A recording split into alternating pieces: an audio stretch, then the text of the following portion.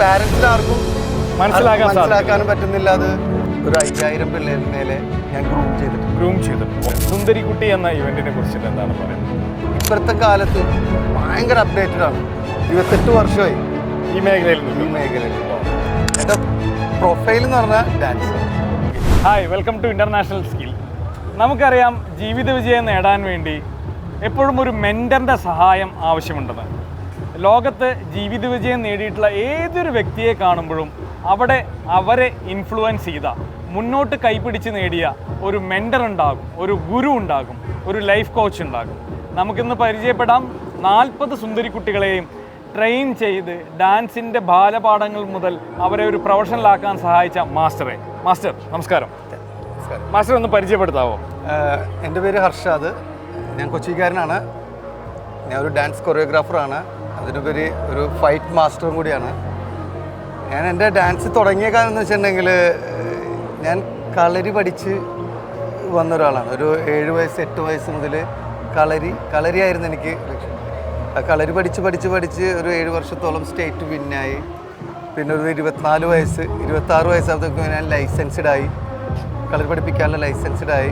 പക്ഷേ എൻ്റെ പ്രൊഫൈൽ എന്ന് പറഞ്ഞാൽ ഡാൻസാണ്.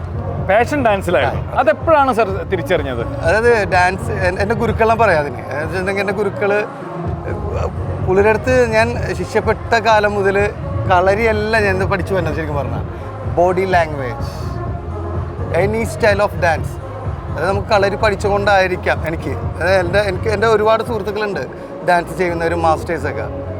പക്ഷേ കളരിക്കൊരു സ്പെഷ്യൽ ഒരു എന്തോ ഉണ്ട്. ഇപ്പോൾ ഡാൻസ് ആണെങ്കിലും മൈൻഡ് കൺട്രോളിങ് എന്താണെങ്കിലും ബാലൻസിങ് ആണെങ്കിലും എന്നെ ഒരുപാട് സപ്പോർട്ട് ചെയ്തതാണ് കളരി. അങ്ങനെയാണ് ഞാനിപ്പോൾ ഒരു ഫിലിം കൊറിയോഗ്രാഫറാണ്. ഇപ്പോൾ എനിക്ക് 38 വയസ്സായി ഇപ്പോൾ. അതായത് ഞാൻ ഒരു 28 വർഷമായി ഈ മേഖലയിൽ. സുന്ദരിക്കുട്ടി ഇതിപ്പോൾ സീസൺ 5 ആണ്. സീസൺ 4 വരെ ഞാൻ തന്നെയാണ് ചെയ്തത്. സീസൺ 5 ഇൻഷാ അല്ലാഹ് ഇതിനടുത്തത് സീസൺ 6 വരും. പിന്നെ പിള്ളേർക്ക് നല്ല ഇമ്പ്രൂവ്മെൻ്റ് എന്ന് വെച്ചിട്ടുണ്ടെങ്കിൽ ഇപ്പോഴത്തെ കാലത്ത് ഭയങ്കര അപ്ഡേറ്റഡ് ആണ്.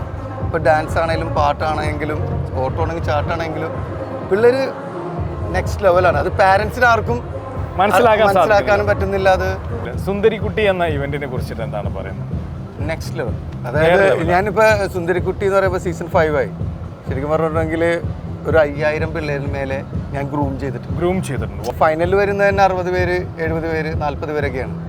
ഒരുപാട് ഓഡീഷൻ വെച്ചിട്ടാണ് ഈ ഫൈനൽ ലാസ്റ്റ് ഇത്രയും പേര് വരുന്നത്.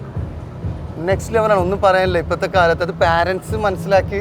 പാരൻസിനോട് സാറിന് എന്താ പറയാനുള്ളത്? നെക്സ്റ്റ് ലെവൽ സ്റ്റുഡൻസ് ആണ്, കുട്ടികളാണെന്ന് പറഞ്ഞു. അതെ, അതൊന്ന് മനസ്സിലാക്കി അവരൊന്ന് ഗ്രൂം ചെയ്തെടുത്താൽ ബെറ്റർ. ഓക്കെ, ഞങ്ങൾക്ക് ഇന്റർനാഷണൽ സ്കിൽസ് ക്ലബിനെ കുറിച്ച് സാറിന് അറിയാമായിരിക്കുമല്ലോ.